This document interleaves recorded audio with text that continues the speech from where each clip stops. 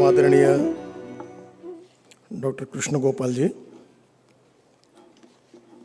लघु उद्योग भारती के अखिल भारतीय अध्यक्ष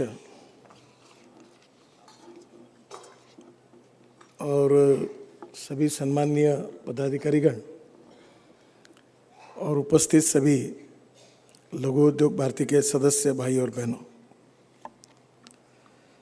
सबसे पहले मैं आप सबका नागपुर में हृदय से स्वागत करता हूं, आपका अभिनंदन करता हूं। नागपुर का मैं सांसद भी हूं और इसलिए आप हमारे यहाँ आए हैं और इसलिए आपका स्वागत करना मेरा परम कर्तव्य है।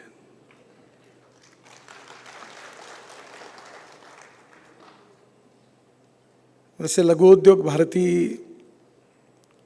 के अनेक पदाधिकारियों से मैं इस विभाग का मंत्री होने के बाद मिलने का मौका मिला है। व्यक्तिगत रूप से इस डिपार्टमेंट के बारे में वैसे मैं नया हूँ, पर स्वाभाविक रूप से आप सब लोगों से इसके अनुभव के आधार पर इसकी समस्याएं क्या है, कैसी नीति होनी चाहिए, इसकी चर्चा करने के साथ मुझे नई दिशा निश्चित रूप से प्राप्त होती है। हमारे देश में हमारे प्रधानमंत्री जी 5 ट्रिलियन इकोनॉमी की बात करते हैं और ये इकोनॉमी अगर हमको 5 ट्रिलियन की अगर करनी है, एक प्रकार से हिंदुस्तान को सुपर इकोनॉमिक पावर बनाना है, तो ये कैसे बनाएंगे, इसके लिए क्या करेंगे, ये सबसे इम्पोर्टेंट एजेंडा हम सब के सामने है। आज हमारे देश के जीडीपी ग्रोथ में करीब 29% ग्रोथ ये हमारे स्मॉल स्केल इंडस्ट्रीज एमएसएमई की देश के विकास में है और एक्सपोर्ट में भी 40% योगदान है। और देश में जब मैं ये मंत्री बना तो अधिकारियों के साथ जब चर्चा हुई तो अधिकृत कितने लघु उद्योग है इसके बारे में अलग अलग प्रकार के आंकड़े प्रस्तुत होते हैं और मोटे तौर पर सरकारी विभाग का कहना ऐसा है कि करीब 6 करोड़ है और जिसमें से अभी काफ़ी बड़े प्रमाण पर करीब 2 करोड़ से ज़्यादा लोगों ने लघु उद्योग करके रजिस्ट्रेशन नहीं किया है। इसलिए जो रोजगार निर्माण करना है देश में, इसमें लघु उद्योगों की भूमिका बहुत महत्वपूर्ण है। अभी तक 11.5 करोड़ युवाओं को रोजगार दिया गया है, ऐसा विभाग का कहना है। और इस 5 साल में मैंने अपने सामने जो लक्ष्य रखा हुआ है उसमें 5 करोड़ नए रोजगार ऐड करना है, ये उद्देश्य सामने रखा है। विशेष रूप से हमारे देश के इकोनॉमिक ग्रोथ को 50% कंट्रीब्यूशन हमारे एमएसएमई की ओर से होगा, तो वो भी देश के लिए बहुत बड़ा योगदान होगा।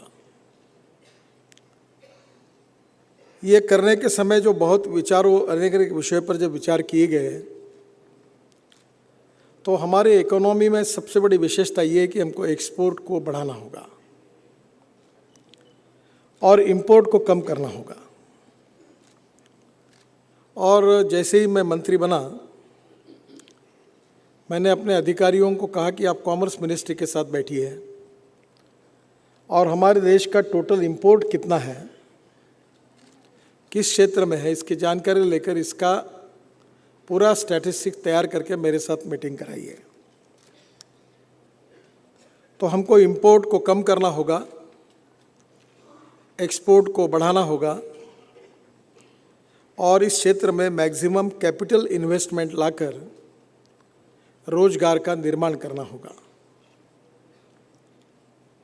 एक बात है जिसके तरफ सरकार किस तरह लेवल पर ध्यान कम जाता है, पर मैंने आग्रह से, क्योंकि मैं ग्रामीण और कृषि क्षेत्र में ज़्यादा काम करता हूँ, तो वहाँ की भी समस्या देश के सामने बहुत गंभीर रूप से खड़ी है। गरीबी, भूखमरी, बेरोजगारी तो है ही, पर एग्रीकल्चर में काफ़ी बड़े संकटों के अनेक विषय हैं। जो हमारा नागपुर और विदर्भ ये रीजन है, इसमें अभी तक 10,000 से ज़्यादा किसानों ने आत्महत्या की है। गांव में अनेक जगह पर रोजगार नहीं है और गांव से लोग शहरों की तरफ आ रहे हैं। और ये जो माइग्रेशन हो रहा है, इसके कारण शहरों की भी समस्याएं बढ़ रही है। जब महात्मा गांधी जी कहते थे कि हमारे देश गांवों में बसता है, तब हमारे देश की 80% पॉपुलेशन रूरल और एग्रीकल्चर सेक्टर में थी। आज हम 65% पर आए हैं। ये जो करीब 25 से 30% माइग्रेशन हुआ है, ये क्यों हुआ है, इसका कारण क्या है, इसको भी समझने की आवश्यकता है। और इसलिए विभाग में काम करते समय मैंने अधिकारियों को कहा कि लघु उद्योग और ये जो बीडीए एमएसएमई की बात आप करते हो, तो इसके साथ साथ एग्रीकल्चर और रूरल सेक्टर के लिए हैंडलूम हो, हैंडीक्राफ्ट्स हो, एग्रो प्रोसेसिंग इंडस्ट्रीज़ हो, जो रूरल सेक्टर में बढ़ सकती है, इसके बारे में भी उतना ही आप विचार करिए। उसको निगलेक्ट करना ठीक नहीं होगा।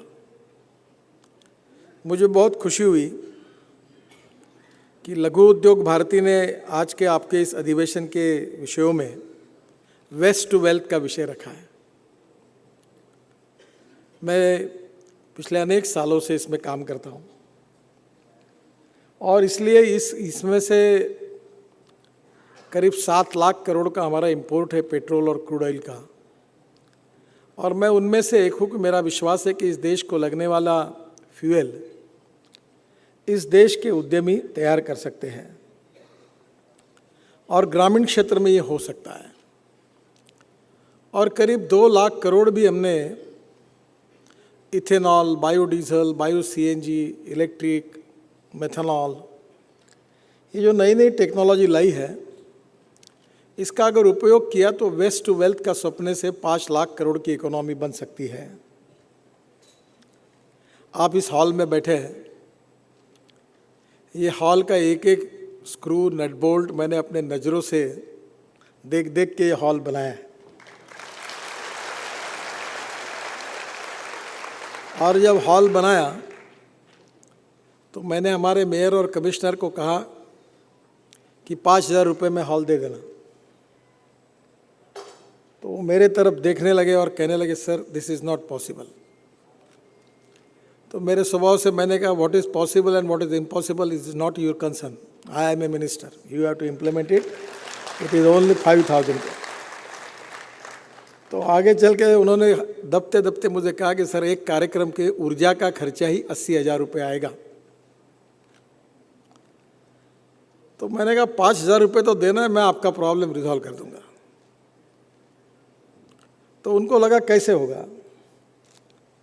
तो मैंने तुरंत हमारे गार्डियन मिनिस्टर थे जो आज आने वाले कार्यक्रम में, उनको बुलाया और मैंने कहा ये ऊपर के शेड पर सोलर के पैनल नहीं लग सकते हैं। तो उसने कहा, मैंने बोला तुम्हारे एक्सपर्ट को बुलाओ, मेरे हिसाब से लग सकते हैं। आर्किटेक्ट इंजीनियर्स को बुलाया और उन्होंने कहा ऐसा है वैसा। बोला देखो ये करना है, और हमने ऊपर में पूरा सोलर लगा दिया। तो सोलर लगाने के बाद 80 कार्यक्रमों की बिजली हमको इसमें मुफ्त में मिली है। आज आप जो बिजली आप है ये सोलर पावर पे चल रहा है, एसी और ये दोनों भी। और उसके कारण हमने अब 5,000 रुपये का रेट रखा है। ये हॉल केवल 5,000 रुपये में मिलता है। तो मैं बहुत बार कहता हूँ, जब मैं एक बार मुंबई पूना एक्सप्रेस हाईवे, मैं महाराष्ट्र में मंत्री था और मुझे इंफ्रास्ट्रक्चर का मंत्री था, तो मुंबई में 55 उड्डान पुल, Worli Bandra sea link project, Mumbai Pune express highway, सब प्रोजेक्ट करने का मौका मिला। तो उस समय मैंने 96 में रिलायंस का टेंडर 3600 करोड़ का था, आज की कीमत 40-50 हज़ार करोड़ होगी, और वो लोवेस्ट टेंडर था 3 टेंडर में। तो धीरूभाई अंबानी थे, और मैंने कहा कि ये आपका जो टेंडर है ये ज़्यादा है। तो उन्होंने मुझे कहा कि नहीं, ये कैसा ठीक है। उन्होंने बहुत समझाने की कोशिश की, और मैंने आखिरी में मुख्यमंत्री जी को कहा इसको रिजेक्ट करो। तो धीरूभाई मेरे ऊपर बहुत नाराज हुए, मैं काफ़ी यंग था उस समय, और उन्होंने मुझे कहा कि नितिन, तुम्हारी क्या ताकत है, क्या औकात है, तुम कैसे बना पाओगे? जब हम लोएस्ट है बन पाएगा। मुझे कोई ये नहीं कि मुझे टेंडर मिले, पर ये रोड होना चाहिए, बहुत तकलीफ होती है लोगों को। तो मैंने कहा धीरूभाई, टेंडर में आप 1800 करोड़ में करते होंगे तो मैं आपको काम देने के लिए तैयार हूँ, अदरवाइज मैं ये काम नहीं दूंगा। काफ़ी कंट्रोवर्सी हुई, और मैंने उनका टेंडर लोएस्ट होने के बाद रिजेक्ट किया, और मैंने कहा कि 1800 करोड़ में ये काम करेंगे। तो जब काम शुरू करने की बात आई तो मैं एक बार पूना गया था, और पूना के तिलक पत्रकार भवन में मैं गया, और मैंने बताया कि ऐसा रोड बना रहे हैं। तो एक इंडियन एक्सप्रेस के पत्रकार थे, करदेड़े करके, अभी वो नहीं है, पर वो इंसिडेंट ने मुझे जीवन में बहुत कुछ सिखाया। तो उन्होंने मुझे प्रश्न पूछा कि ये हाईवे बनाने के लिए कितना खर्चा आएगा? तो मैंने उनको कहा 1600 से 1800 करोड़ रुपए आएगा। बोले आप कितने दिन में बनाओगे? मैंने कहा 2.5 साल में बनाएंगे। बोले आपके पास कितने पैसे हैं?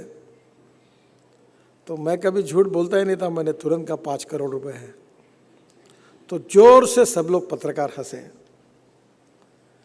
और उन्होंने मुझे कहा कि आप 5 करोड़ है, 2.5 साल में बनाएंगे, आप क्या हमको नेता लोग मूर्ख समझते हैं क्या? क्या है आपके पास कि आप इसको बना सकते हैं? तो मुझे भी सूझा नहीं क्या बोलना, पर मैंने तुरंत उनको कहा कि मेरे पास एक चीज़ है। बोले क्या है?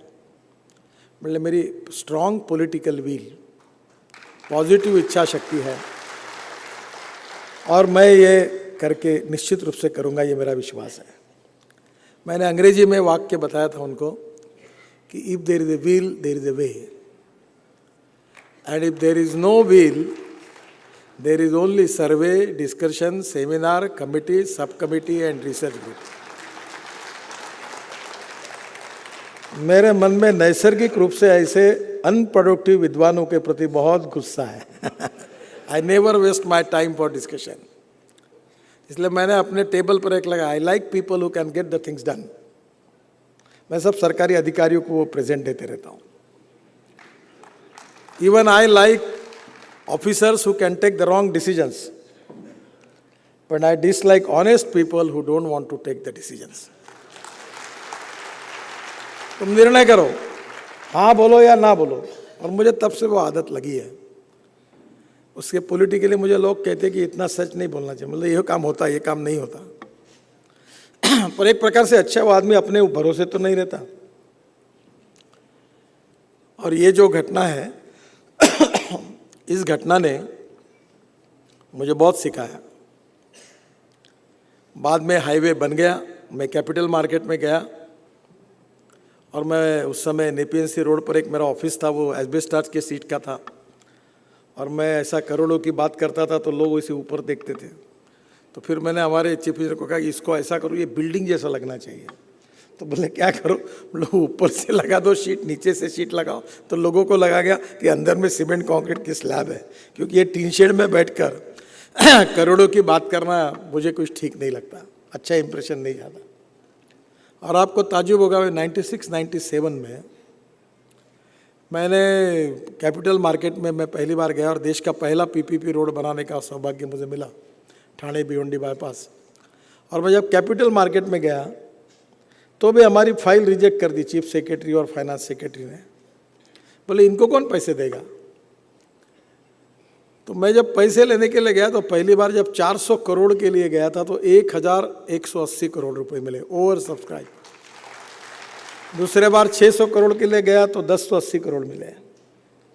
और अभी परसों मैं मंत्री कोचिन शिपयार्ड के लिए बॉम्बे स्टॉक एक्सचेंज गया, तो सुबह मुझे मेरे private secretary income tax commissioner है, उसने कहा कि सर गड़बड़ हो गई, आज इंडेक्स 350 पॉइंट नीचे चला गया, आज का दिन स्टॉक एक्सचेंज में जाने के लिए अच्छा नहीं है, आज ये पोस्टपोन कर दो। मैंने बोला ये डरने वाली बात नहीं, बिल्कुल जाएंगे, जो होगा सो देखा जाएगा, ये आपकी बात मुझे नहीं माननी। मैं 9:30 बजे गया तो मुंबई स्टॉक एक्सचेंज के सब लोग नीचे आए थे, बोले आप ये सिंह पकड़ो, बुल है वहाँ। सिंह तो मैंने पकड़ लिया, पर मेरे मन में बहुत डर था कि ऊपर जाने के बाद क्या होगा। मेरा भाषण हुआ और बराबर 10:02 पर वो मुंबई स्टॉक एक्सचेंज में बेल बजानी पड़ती है, और 1600 करोड़ रुपए चाहिए थे। कोचिन शिपयार्ड के हमारे चेयरमैन मिस्टर मधु मेरे साथ थे, और मैंने वो बेल बजाई। तो बेल बजाने के बाद मैंने बोला बेल तो बजे, अब क्या होगा। तो 10:38 जब हुए तब 16,000 करोड़ हमको रेज करने थे, हमें 1,26,000 करोड़ मिले, ओवर सब्सक्राइब। तो मैंने यही कहा कि तुम्हारी इच्छा शक्ति मजबूत है तो पैसे की कोई कमी नहीं। मैं भी 1 महीना पहले हमारे डिपार्टमेंट में, क्योंकि जो 2 लोगों की जात है, कि जिनको एक तारीख को सैलरी मिलती है वो अलग टाइप के लोग होते हैं, और जो बिजनेस करते हैं वो अलग टाइप के लोग होते हैं। और ये जो हर महीने में सैलरी कमाने वाले कितने भी विद्वान और होशियार हो, ये कोई इनके पास हिम्मत नहीं होती निर्णय करने की।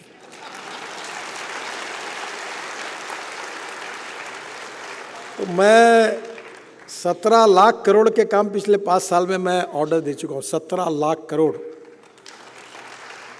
इसलिए मैं अपने अधिकारियों को कभी सुनता ही नहीं। मतलब पैसे कम है तो मुझे बताओ कितने पैसे चाहिए।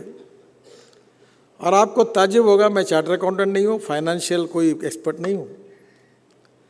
1-2 महीने पहले हमारे सेक्रेटरी ने फेज़ 1 फेज़ 2 जब कोड ऑफ कंडक्ट चल रहा था, सब हमारे काम बंद कर दिए, और उन्होंने बताया कि ये इतने काम मंत्री साहब ने शुरू किए, पैसा ही नहीं है।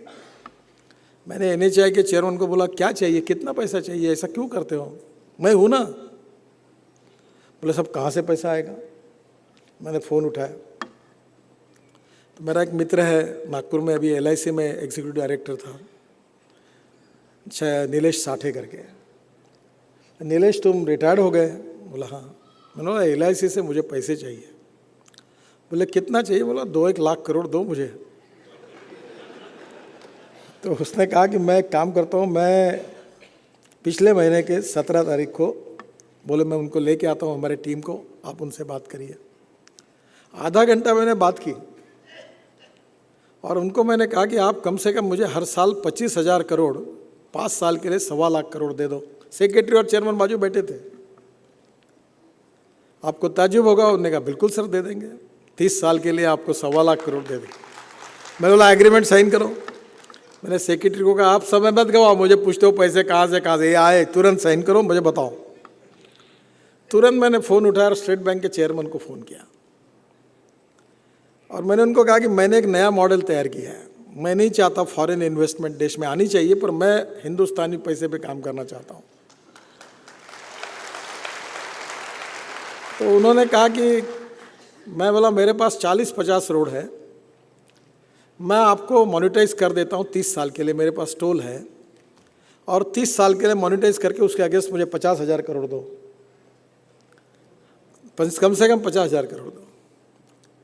तो हमारे शर्मा करके मेंबर ऑफ फाइनेंस है जो इसके इंचार्ज थे, उनको मैंने कागज़ लिया और मैंने ये मॉडल तैयार करो, ये टोल निकालो 30 साल का।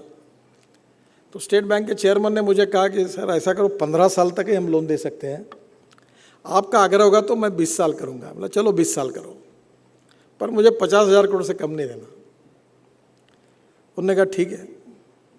मैंने वो प्रोजेक्ट की लिस्ट करके 3 दिन के अंदर हमारा मेंबर ऑफ फाइनेंस मुंबई गए, स्टेट बैंक के साथ मीटिंग हुई और उन्होंने तुरंत 50,000 करोड़ सैंक्शन कर दिए। तो 8 दिन में मेरे पास 2.25 लाख करोड़ है। तब मैंने सेक्रेटरी उनको पैसे हैं, तुमको और कितने चाहिए, खर्चा करो, तुम्हारी खर्चा करने की ताकत नहीं, मैं पैसे ला के देता हूँ, कितना चाहिए बताओ।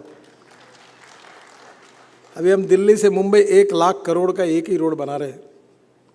मुझे नहीं लगता पैसे की कमी है। जो गोविंद जी बता रहे थे, technology and resources are very important,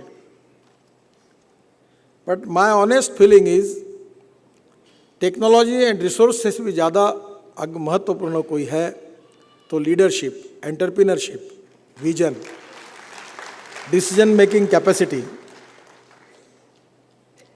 time bound decision making process and appropriate vision. मैं बहुत बार कहता हूँ, you can donate eye but you can not donate vision.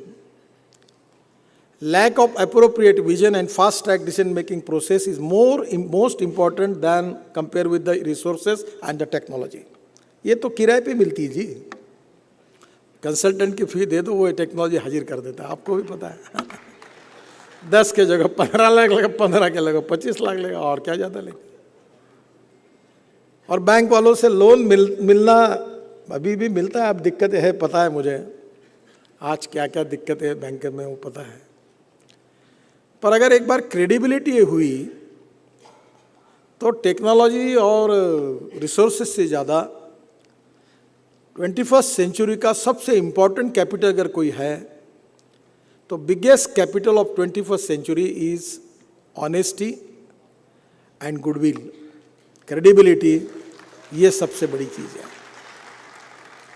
अगर हम ईमानदार है, हमारे व्यवहार ट्रांसपेरेंट है, हम नियम के साथ बैंक के समय पे पैसे दे रहे हैं और ईमानदारी हमारे बीच में है, व्यवहार साफ है, तो honesty and credibility is the most important capital of the 21st century. और ये हमारे भारत में इसकी कोई कमी नहीं है। और एंटरप्रेन्योरशिप ये बहुत इम्पॉर्टेंट है, आप वेल्थ क्रिएटर है।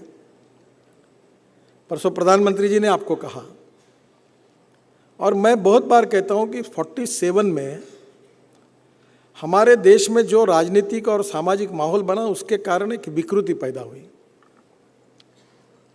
कुछ लोग समाजवाद की बात करते थे, कुछ लोग साम्यवाद की बात करते थे और कुछ लोग पूंजीवाद की बात करते थे। पर आज आप देखिए कि चाइना और रशिया में कोई कम्युनिज्म नहीं दिखता। मैं बीजेपी के अध्यक्षता तब मेरे नेतृत्व में एक डेलीगेशन चाइना लेकर गया था पार्टी का। तो मैंने पूरा टूर 10-15 दिन करने के बाद मैंने उनको पूछा, तुम्हारे यहाँ तो कम्युनिज्म कहीं दिखता ही नहीं। तो उन्होंने कहा कि हम लोग अभी, वो बताया, उसका जवाब दे रहे थे कि सभी जो नॉन रेसिडेंस चाइनीज़ थे वो शंघाई में आए और उन्होंने जो मंगोलियन वंश के थे और उन्होंने काफ़ी कैपिटल इन्वेस्टमेंट लाई और उससे चाइना की इकोनॉमी बढ़ी। केवल लाल झंडा, ये केवल कम्युनिस्टों के एक निशानी वहाँ थी, बाकी सब खत्म हो गया था। अमेरिकन लिबरल इकोनॉमी भी लोगों को लगेगी कि सक्सेस होगी, उसके भी प्रश्न चिन्ह खड़े हुए हैं। समाजवादियों की हालत तो ऐसी हुई कि कोई यहाँ गिरा, कोई वहाँ गिरा, पता नहीं चल रहा कौन कहाँ गिरा। और कम्युनिस्ट पार्टी भी खत्म हो गई। हमारे यहाँ नागपुर में भारतीय जनता पार्टी के कार्यालय की बिल्डिंग हमने खरीदी कि उसमें कम्युनिस्ट पार्टी का और हिंदू महासभा का कार्यालय था। तो मैंने बर्धन साहब को कहा, अब तुम्हारा कार्यालय में कोई आता जाता नहीं है, हमको दे दो, हमने बिल्डिंग ली है। तो हमने कम्युनिस्ट पार्टी को पगड़ी दे के उनका कार्यालय खरीद लिया। तो अब कम्युनिस्ट पार्टी की, यानी देश में सोशलिज्म भी कोई सक्सेस स्टोरी बनी नहीं, कम्युनिज्म भी नहीं बनी, और लिबरल इकोनॉमी जो अमेरिकन थॉट है वो भी कोई विकल्प नहीं है। आपको कभी मौका मिलेगा तो जरूर जाइए। ये बुडापेस्ट करके शहर है हंगेरी में, वहाँ एक गार्डन है और उस गार्डन में मैं गया था तो गार्डन के एक कोने पर खूब प्रतिमाएं पत्थर की ऐसी पड़ी हुई थी, लाइन से 20-25 प्रतिमाएं पड़ी थी। फिर मुझे बताया इसमें मार्क्स की है, लेनिन की है, सब कम्युनिस्ट नेताओं की थी। तो मैंने वहाँ हमारे एम्बेसडर को, ये यहाँ क्यों लाई है? बोले यहाँ रिवॉल्यूशन हुआ और लोगों में इतना गुस्सा था कम्युनिस्ट राजवट के खिलाफ कि उन्होंने मूर्तियाँ तोड़ तोड़ के फेंक दी, तो आखिर सरकार ने एक कोने में डाल कर रखी है। तो कम्युनिज्म, सोशलिज्म लगभग समाप्ति के कगार पर है। और अमेरिकन विशेष रूप से जो इकोनॉमी है, जो लिबरल इकोनॉमी के आधार पर है, वो भी समाधान नहीं दे सकता। और इसलिए पूरे विश्व में इस बात की सोच है कि कौन सी इकोनॉमी के आधार पर भविष्य में देश चलेगा। और मेरा विश्वास है कि हमारी जो इकोनॉमिक अप्रोच है, हम राष्ट्रवादी है और पंडित दीनदयाल उपाध्याय जी का सामाजिक आर्थिक चिंतन अंत्योदय के रूप में हमारा आर्थिक चिंतन है। और राष्ट्र की सर्वांगीण उन्नति और विकास के लिए innovation, entrepreneurship, science, technology, research and skilled, we name it as a knowledge, and conversion of knowledge into wealth is the future. और इसलिए टेक्नोलॉजी और इनोवेशन हमारी संपत्ति है। और इसलिए विज्ञान और तंत्र विज्ञान का उपयोग करके एंटरप्रेन्योरशिप को बढ़ावा देकर हमको, लोगों को, युवा को यह कहना पड़ेगा, नौकरी मांगने वाले मत बनो, नौकरी देने वाले बनो। पर हमारे मध्यम वर्गीय परिवार में ऐसी कोई बात की तो घर वाले बहुत डांटते हैं। मैं लॉ में था, स्टूडेंट लीडर था यूनिवर्सिटी में, तो मेरी बड़ी बहनें और माताजी मुझे लेकर अकेले बैठती थी और बोलती थी, तू बैंक में नौकरी कर, इधर उधर जाके बैंक में नौकरी कर। अब मुझे नौकरी करनी नहीं थी, तो मैं कहता था मैं नौकरी नहीं करूँगा, मैं नौकरी देने वाला बनूंगा। तो दोनों बहनें हंसती थी, बोले अपने पास कहाँ पैसे है, कौन कर्जा देगा, क्यों ऐसा करता है तू। मैं अकेला ही था। माँ और दोनों मुझे समझाती थी। फिर एक दिन उन्होंने मुझे कहा कि तेरी शादी नहीं होगी, क्योंकि ब्राह्मण आदमी है तो यहाँ नौकरी करने वाले को ही लड़की मिलती है, बिजनेस वाले को नहीं मिलती। तो मैंने कहा चिंता मत करो, नहीं होगी तो मैं कोई ना कोई ढूंढ के लाऊंगा। तो मैं नौकरी नहीं करूँगा। और मैं प्रयोग करते रहा। आज मैंने 15,000 युवाओं को ग्रामीण क्षेत्र में रोजगार दिया है। और मैं सोशल एंटरप्रेन्योरशिप का काम मैंने किया। मैंने कोई रोड, टनल, ब्रिजेस बनाता तो मेरा एक्सपर्टाइज था। Limca book of Indian record में सबसे ज़्यादा कंक्रीट का काम मेरे नाम पर लिखा हुआ है, पर मैंने वो काम नहीं किया। मैं गांव में गया और मैं पूरे सुदर्शन जी हमारे सरसंघ चालक थे, वो कहते थे कि हिंदुस्तान का किसान ये सब ऊर्जा बना सकता है, फ्यूल बना सकता है, बातें कहते थे। लोग उनके तरफ देखते थे। हमारे भी लोगों ने उनको ज़्यादा सीरियसली नहीं लिया, किसी का विश्वास ही नहीं बैठा। तो मैं सुदर्शन जी के साथ जुड़ गया और मैं भी कहने लगा। और आज मैं आपको बताता हूँ कि अपारंपरिक ऊर्जा में, बायोफ्यूल में इतना काम हुआ है कि आज वो लोगों को विश्वास हो गया कि अभी हो सकता है। परसों टीवीएस कंपनी के एमडी नागपुर आए थे और उन्हें बाइक लाई है, वो 100% बायो इथेनॉल पर चलती है। अभी मैं ही ट्रांसपोर्ट मंत्री हूँ, मैं फ्लेक्स इंजन को मंजूरी दे रहा हूँ, इथेनॉल के पंप खोलने की मंजूरी दे रहा हूँ। और आपको बताता हूँ ये बहुत बड़ा फिल्टर है, इसमें 5 लाख करोड़ के कैपिटल इन्वेस्टमेंट होके करीब 50 लाख युवाओं को रोजगार मिल सकता है। आप जितने लोग यहाँ गाड़ियाँ यूज़ कर रहे हैं नागपुर में और विदर्भ में, आप सबके गाड़ियों में हमारा 10% इथेनॉल मिला हुआ है। और यह संभव है। पिछले 26 जनवरी को देहरादून पेट्रोलियम इंस्टीट्यूट ने जट्रोफा ऑयल से जो एविएशन फ्यूल बनाया था, उसके हेलीकॉप्टर और हमारे हवाई जहाज 100% बायो एविएशन फ्यूल पर चले। और स्पाइस जेट का एक विमान कोई दे ही नहीं रहा था ट्रायल के लिए, तो मैंने अजय सिंह को बुलाया, बोला तुम्हारे विमान में बायो फ्यूल डाल के ट्रायल लेना है। बोले मेरा एक विमान खराब हो जाएगा तो कौन जिम्मेदार रहेगा। बोला तेरे बहुत काम किए, मैं जिम्मेदार रहूँगा, छोड़ दे मतलब, करना है तुमको। और वो देहरादून पे 25% बायो एविएशन फ्यूल पर वो विमान दिल्ली आया, जो जट्रोफा, रतनजोत, मोह, साल, करंज और टोली, ये वनवासी जो जंगल में बसी हो नॉन एडिबल ऑयल सीड से हम लोग जो ऑयल बनाते हैं उसमें हवाई जहाज चल सकते हैं। उसके कैलोरिक वैल्यू ज़्यादा है और वो जो कैलोरिक वैल्यू उसके कारण वो 60 रुपये लीटर का जो इम्पोर्टेड एविएशन फ्यूल है ये 42 रुपये लीटर पड़ता है। और 40,000 करोड़ का हमारा इंपोर्ट है। अगर हम हमारे वनवासी बंदे सब गाँव में अगर वही लगा देंगे बायोटेक्नोलॉजी का उपयोग करके, रतनजोत, मोह, साल, करंज और टोली, और उसी के तेल की इंडस्ट्री डालेंगे तो लाखों गरीब युवाओं को, वनवासी युवाओं को, किसान के बेटों को गांव में रोजगार मिलेगा। जब मुझे लोग हंसते थे तो मैंने तय किया चलो अपने करके दिखाते सब। मैं सब प्रयोग है मेरे पास, वे प्रैक्टिकल ही है। और मैंने बैंकों से कर्जा लेकर पूरी इंडस्ट्री एस्टेब्लिश की। अभी मैं नागपुर महानगर पालिका का एक प्रयोग कर रहा हूँ, लोगों का विश्वास नहीं बैठता। हमने हमारे टॉयलेट का पानी नागपुर शहर का करीब 6 साल पहले बेच दिया, अभी भी बेच रहे पावर जनरेशन के लिए। आपको पता होगा, नहीं मुझे मालूम नहीं, हमें 180 करोड़ रुपए टॉयलेट का पानी बेचकर इनकम मिलता है, 180 crore. No one is waste, neither material neither person. It is depending upon the technology, vision and leadership हो। विजन जो लीडरशिप की होगी, we can convert waste into wealth. अब उस पानी से हमने मीथेन निकालने का प्रोजेक्ट डाला और अभी 80 बसेस कन्वर्ट की। अगर आपको समय मिला तो कल मैं जरूर यहाँ बस भेजूंगा आपके पास। 80 बसेस कन्वर्ट की।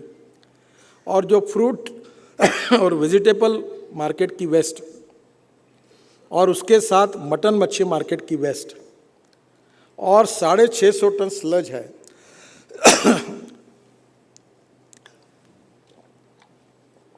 वो बायोडाइजेस्टर में डालकर हम मीथेन से बायो सीएनजी तैयार कर रहे हैं। और 2 महीने में इनॉग्रेशन है।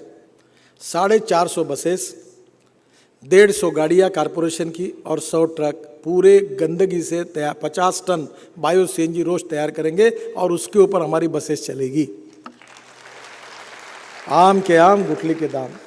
और जिसको टेक्नोलॉजी चाहिए फुकट में देने के लिए तैयार हो, मेरे पास आ जाइए, नो चार्ज, प्रूवन टेक्नोलॉजी। वो सब मैं किट लाया, ARI से अप्रूवल लिया, सिलेंडर बनाया, जिद्दी के साथ भिड़ा रहा, क्योंकि मन में एक देशभक्ति की भावना थी कि ये खाड़ी देशों से 7 लाख 8 लाख करोड़ का इंपोर्ट हो रहा है। ये पैसे से क्या होता है उसकी चर्चा करने का ये प्लेटफॉर्म नहीं है। पर सुदर्शन जी कहते थे कि जिस दिन हमारे देश का किसान वनवासी इस देश के पेट्रोल डीजल का पर्याय देगा, ये संभव है। आज लोग बोलते संभव है। मैंने तो इकोनॉमी खड़ी कर दी। और इतना ही नहीं तो राइस स्ट्रॉ, ये परली जलाते उत्तर भारत में, अभी 5 प्लांट डाल रहे हैं हम लोग। और मैंने डिक्लेयर किया है कि भंडारा, गोंदिया, चंद्रपुर, गढ़चिरौली और नागपुर, वर्धा 6 डिस्ट्रिक्ट को मैं 5 साल के अंदर डीजल को हद्दपार कर दूंगा। यहाँ डीजल नहीं रहेगा। मैं 2 लाख लीटर बायोडीजल रोज पे बेचता हूँ और वो पेट्रोल पंप दिए युवाओं को 5 रुपये लीटर सस्ता देता हूँ, किस ट्रैक्टर वाले को 5 रुपये लीटर सस्ता। और इसलिए इस देश में ये इतना बड़ा पोटेंशियल है, import substitute, cost effective, pollution free and indigenous. तो मुझे बहुत खुशी हुई कि आपने वेस्ट टू वेल्थ की बात की। अभी तो ऑर्गेनिक प्लास्टिक इथेनॉल से बनता है, पेट प्लास्टिक, वो भी हमने लाया ब्राज़ील से।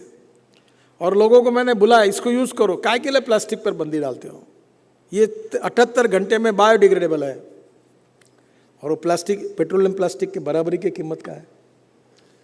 तो आज हमारे देश में बहुत सेक्टर से और लघु उद्योग भारती जैसी संस्थाओं को ये सोचना होगा कि कौन सी नई टेक्नोलॉजी है, कौन सी वर्ल्ड की सक्सेसफुल प्रैक्टिसेस है, कौन सी एंटरप्रेन्योरशिप है जो हमारे इंपोर्ट को कम कर सकती है, एक्सपोर्ट को बढ़ा सकती है, गांव गरीब मजदूर किसान का कल्याण कर सकती है, गांव में वनवासियों में जंगलों में रोजगार निर्माण कर सकती है। उस टेक्नोलॉजी को हम लेकर आएंगे और वो टेक्नोलॉजी सक्सेसफुल होगी और प्रोजेक्ट खड़े होंगे।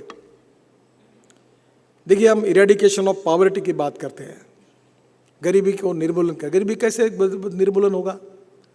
अगर इन्वेस्टमेंट नहीं आएगी, टेक्नोलॉजी नहीं आएगी, रिसर्च नहीं होगा, एम्प्लॉयमेंट पोटेंशियल नहीं बढ़ेगा और अगर दुनिया के मार्केट में हमारा एक्सपोर्ट नहीं बढ़ेगा तो गरीबी कैसे दूर होगी, रोजगार कैसे निर्माण होगा? एक तरफ हमको हमारी इकोनॉमी को मजबूत करने के लिए बातें करनी होगी। There is a difference between 2 words, modernisation and westernisation. हम वेस्टर्नाइजेशन के खिलाफ है, मॉडर्नाइजेशन के खिलाफ नहीं है।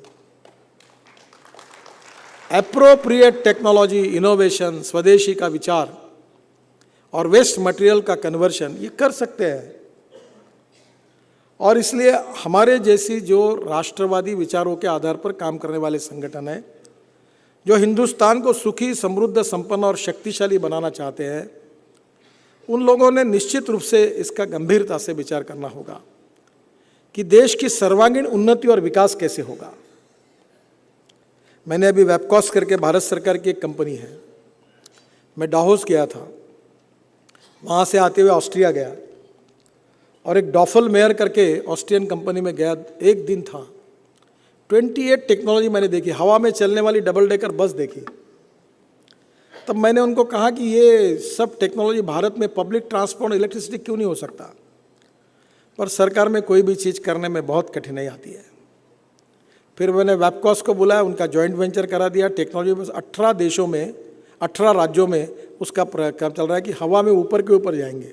Ropeway, cable car, funicular railway, light rail, सब प्रकार की टेक्नोलॉजी है जो सस्ती है।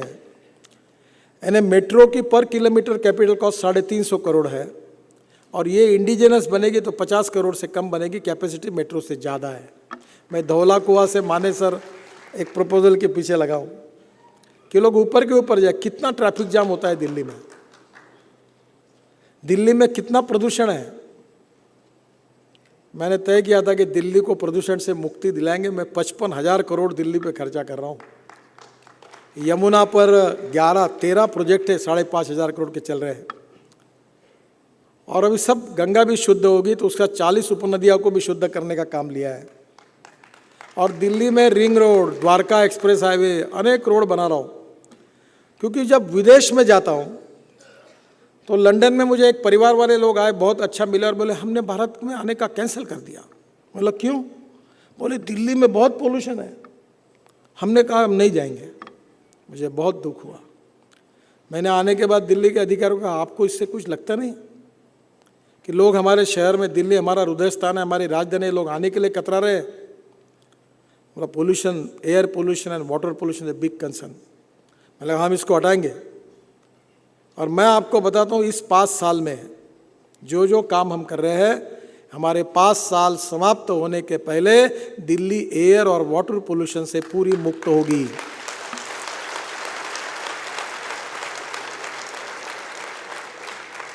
इम्पॉसिबल कुछ नहीं है। Impossible word, it means that I M possible.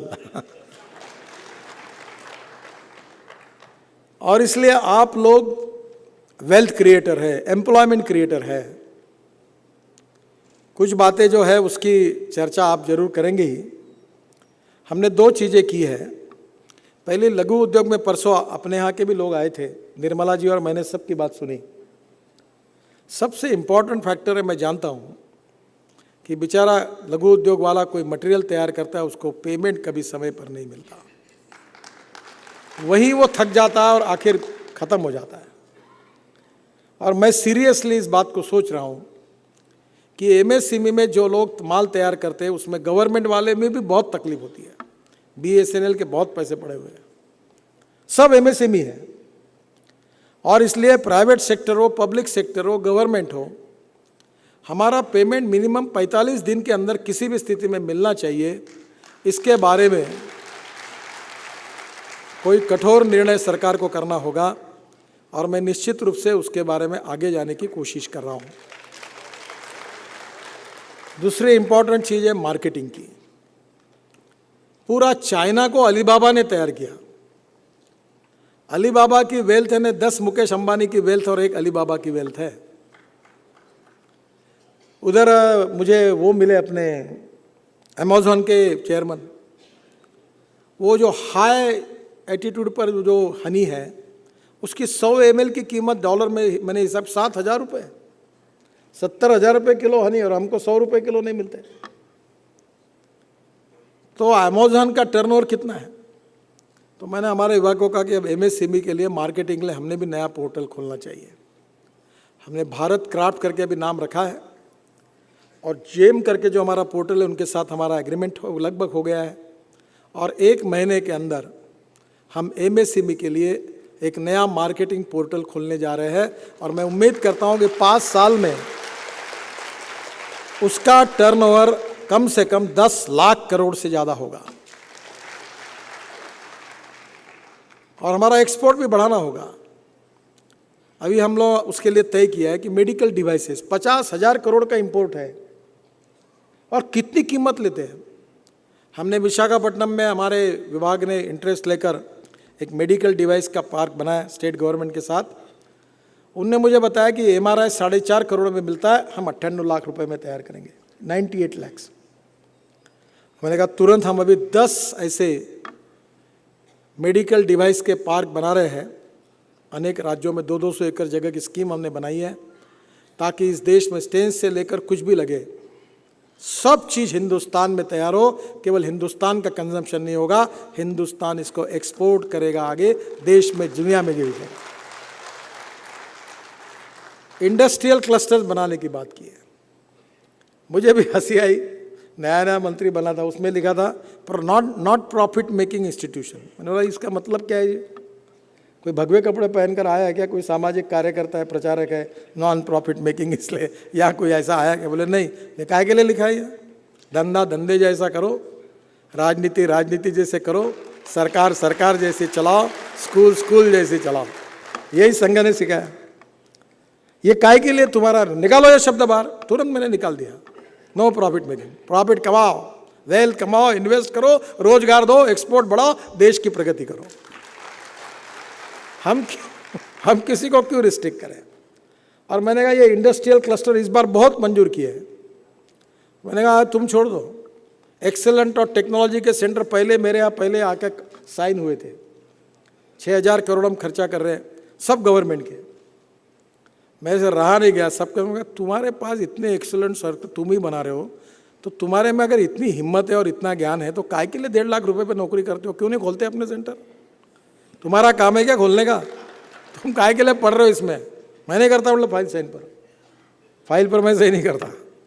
Secretary बोले साहब सब कुछ हो गया, अब आप कर दो, पर मैं एक काम करता हूँ और 200 सेंटर प्राइवेट सेक्टर के लिए देने के लिए नई फाइल बनाते हैं, लोग मंजूर करके लाओ। जो इंडस्ट्री एक्सपोर्ट करता है उसको बोलो तुम्हारा सेंटर डालो और उसको पैसे दो, मदद करो, और उसको कहो कि इतने साल में इतने रोजगार नहीं देगा तो तेरा इंसेंटिव वापस ले लेंगे, तेरे को इतना रोजगार देना पड़ेगा। अब दे रहे क्लस्टर्स तैयार। सोलर चरखे के 2000 चरखे का पूरा, यानी अभी जिनिंग प्रेसिंग से लेकर सूत निकाल से लेकर साइजिंग ब्लीचिंग कैलेंडर से लेकर रेडीमेड गारमेंट तक। मैं अभी मुंबई में 27 तारीख को कॉन्फ्रेंस ले रहा हूँ। 40 करोड़ की स्कीम है। अभी रेमंड वाले खादी ले रहे हैं, सोलर वस्त्र की बात चल रही है, वर्ल्ड में मांग है, अच्छे डिज़ाइन से, अच्छा कपड़ा है। ये हमारे इतना कपास होता है, मैंने बोला हर तालुका में जहाँ कपास होता है वहाँ क्लस्टर डालो और रोजगार मिलेगा लोगों को। अब मैंने कहा आप ले आओ इंडस्ट्री, मैं आपको कह रहा हूँ अब इंडस्ट्रियल क्लस्टर कौन सा डालना आप में से लघु उद्योग वाले तय करें और मेरे पास आए, मैं आपके क्लस्टर को मान्यता देने के लिए तैयार हूँ। मैं इंसेंटिव देने के लिए तैयार हूँ, पर मैं कहूँगा मुझे एफिडेविट चाहिए आपका, इतने साल में इतने रोजगार देंगे, नहीं दिए तो इंसेंटिव वापस लूँगा। ये फ्रॉड काम नहीं चलेगा, पहले ले लो सब इंसेंटिव वगैरह रखो और बाद में निकल जाओ, ऐसा नहीं होगा। ऐसा आप करेंगे भी नहीं और ऐसे करने वाले यहाँ उपस्थित भी नहीं है। तो आप बनाओ आपके क्लस्टर जो है। और अभी इंपोर्ट सब्स्टिट्यूट का मैं किताब निकालने वाला हूँ और आप उसमें आइए। एंटरप्रेन्योरशिप इज मोस्ट इंपॉर्टेंट की ऑफ सक्सेस। सब आता है जी, पैसा आएगा, टेक्नोलॉजी आएगी, अगर हिम्मत ही नहीं होगी तो क्या काम होगा। और इसलिए एंटरप्रेन्योरशिप को बढ़ावा देना ये हमारा इम्पॉर्टेंट मिशन है। उसके सिवा 5 ट्रिलियन की इकोनॉमी नहीं बन सकते हैं, सुपर इकोनॉमिक पावर नहीं बन सकते हैं, गरीबी नहीं हटा सकते हैं, बेरोजगारों को रोजगार नहीं दे सकते।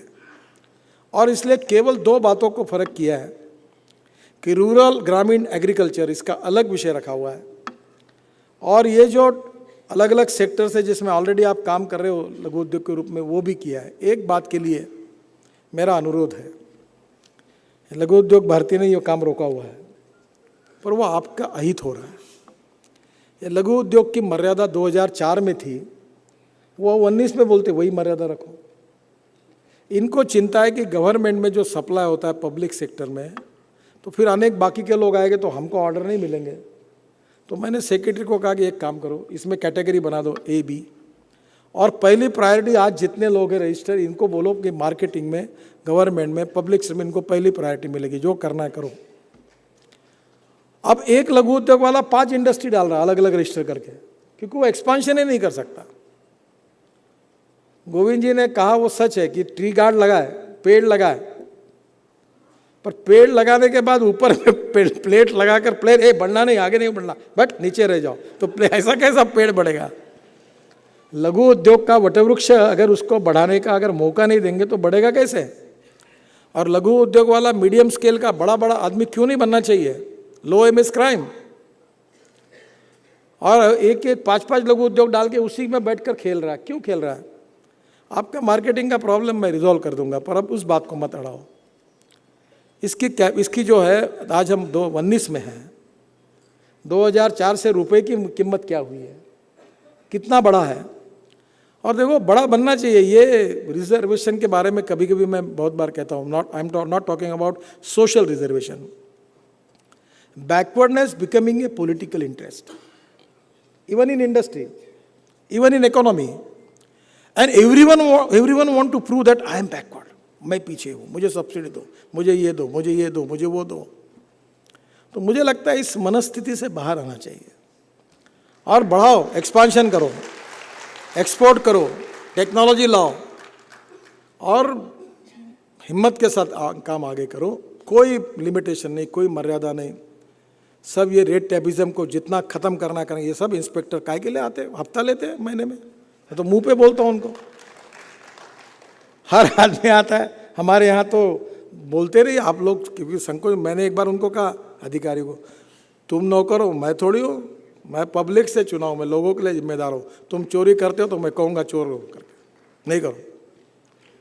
आज सुबह मेरे आरटीओ ऑफिस की मीटिंग हुई, ऐसे ही गड़बड़ा करते थे। आज वो डायरेक्टर ट्रांसपोर्ट कमिश्नर आए थे, मैंने बोला तुम ये 8 दिन में सुलझाओ, नहीं तो मैं लोगों को बोलूँगा कायदा हाथ में लो और धुलाई करो करके। मेरे गुरु ने ये सिखाया कि जो व्यवस्था तुमको न्याय नहीं देती उसको उखाड़ के फेंक दो। ऐसा कैसे नहीं बदलता, लोगों को तकलीफ नहीं होनी चाहिए। और बैंकों के प्रॉब्लम है, और मैंने एडीबी, वर्ल्ड बैंक और KFW तीनों के साथ बात करके उनका काफ़ी बड़ा फंड अभी आने वाला है, उन्हें स्वीकृति दे दी है, कम इंटरेस्ट में है। KFW को कहना है कि हम लोग नॉन कन्वेंशनल एनर्जी में देंगे, आपके फैक्ट्री में आप शेड लगा दो सोलर पैनल का और मीटर डाल दो, जितना 5 साल में पैसा बचेगा उतना पैसा देकर पैसे भी वापस हो जाएंगे, बाद में आपको बिजली फुकट में मिलती रहेगी। राज्य सरकार ये नहीं चाहती, उनसे भी मैंने बात की, अलाउ करो, सब शेड पे सोलर डाल दो। KFW उसके लिए लोन देने वाली है। वर्ल्ड बैंक ने काफ़ी प्रोजेक्ट के लिए लोन देने का मंजूर किया है, ADB ने किया है। और मैंने कहा वो national small scale industrial corporation के थ्रू रूट करो, और कोऑपरेटिव बैंक, और मैंने कहा क्रेडिट सोसाइटी भी ले सकते तो उनको भी ले लो, NBCC को भी ले लो, जो फाइनेंस करे करो, अप्रेजल प्रोफेशनल करो। प्राइवेट लोगों को कहो कि तुम अप्रेजल करो और तुम लोन बांटो और बराबर एस्क्रो अकाउंट में पैसे जमा करो, और लोगों काम कर सकते हैं। तो बहुत बड़े प्रमाण पर हम लोग कोशिश करें कि इंटरेस्ट कॉस्ट, क्योंकि जैसे मैंने आपको कहा कि इंटरेस्ट कॉस्ट ये भी प्रॉब्लम है। 11% इंटरेस्ट कॉस्ट बहुत 9, 10, 11 ठीक नहीं है, वर्ल्ड में ऐसा नहीं है।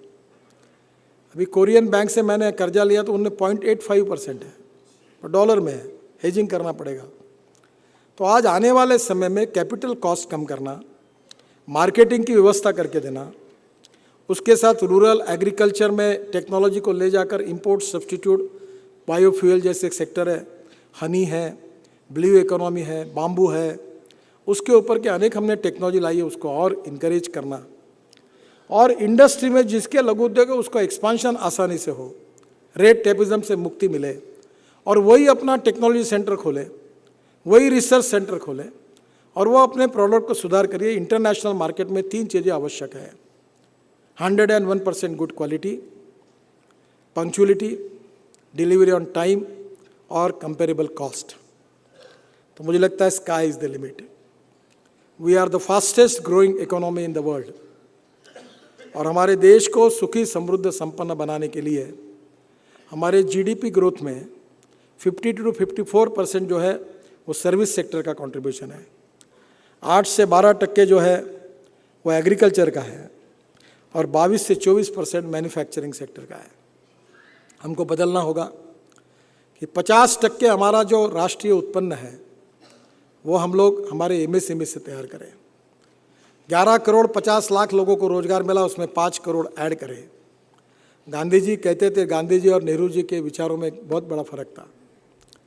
नेहरू जी कहते थे we need maximum production for the development of our country, और गांधी जी कहते थे we need maximum production with the involvement of maximum number of persons.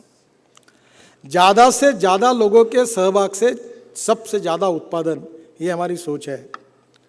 मुझे बहुत फॉरेन के आए डेलीगेट, वो ड्राइवरलेस कार, मतलब फिर से मिलना नहीं, फिर से आना नहीं, मैं जब तक मंत्री हूँ तुम्हारे कार को हिंदुस्तान में परमिशन मिलेगी नहीं, आना ही नहीं, मतलब फिर से मेरे ऑफिस में। 22 लाख ड्राइवरों की कमी है आज देश में, और इस देश में लाखों लोगों को ड्राइविंग का रोजगार मिला, और ये ड्राइवरलेस कार आएगी तो बेचारे ये ड्राइवर कहाँ जाएंगे। हमारे देश में ऐसी टेक्नोलॉजी चाहिए जो रोजगार का निर्माण करेगी, ऐसी टेक्नोलॉजी चाहिए जो हमारे एक्सपोर्ट को बढ़ाए, और यू आर द बेस्ट जजेस, इसके आप ज़्यादा एक्सपर्ट हो। हम सब मिलकर एक नए 21वीं सदी का एक सुखी, समृद्ध और संपन्न, शक्तिशाली हिंदुस्तान बनाना, ये हमारा सबका सपना है, ये हमारा मिशन है। और इसको पूरा करने के लिए आप वेल्थ क्रिएटर हैं, आपकी एंटरप्रेन्योरशिप, आपकी हिम्मत निश्चित रूप से देश को आगे ले जाने में बहुत मदद कर सकती है। एक बात ज़रूर है कि कभी कभी ग्लोबल इकोनॉमी के कारण, कभी कभी बिजनेस साइकिल के कारण, कभी कभी डिमांड एंड सप्लाई के कारण अड़चनें आती है। कभी अंधेरा होता है, कभी उजाला होता है, कभी खुशी होती है, कभी गम होता है, पर ये सब साइकिल होती है, चलते रहना चाहिए। I know what are practical problem you are facing. I don't want to discuss that problem.